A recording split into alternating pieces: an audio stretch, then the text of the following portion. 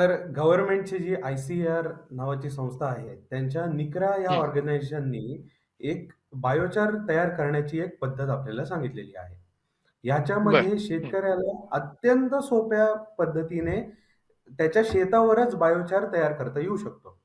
आपल्याला बरं. शेतकऱ्या बंधू-भगिनींनो तुम्हाला आवाहन आहे, आपल्या शेतातच तुम्ही एक खड्डा घ्यायचा आहे. 2 मीटर बाय 1 मीटर बाय अर्धा मीटर साधारण ह्या अ, आकाराचा आपल्याला खड्डा घ्यायचा आहे.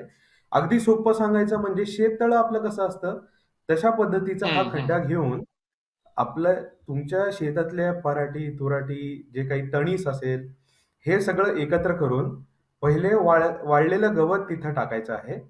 ह्या खड्ड्याला अ, शेणाने लिंपलं तर अजून चांगलं. अ, वाळलेल्या गवताला पहिले पूर्ण काळजी घेऊन अ, पहिले पेटवायचं आहे आणि ह्याच्यावर हे भारे टाकायचे आहेत. पहिला भारा त्याचा पूर्ण निखारा झाल्यानंतर त्याच्यावर पांढुरकी अशी राखेची एक हे तयार होते. एक लेयर तयार होते.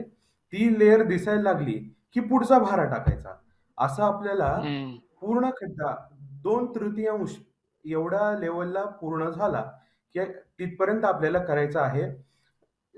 खड्ड्याच्या बाहेर कुठला भारा येऊ नये याची पूर्ण दक्षता घ्यायची आहे. ताज्या बातम्यांसाठी पाहत रहा ABC मराठी न्यूज.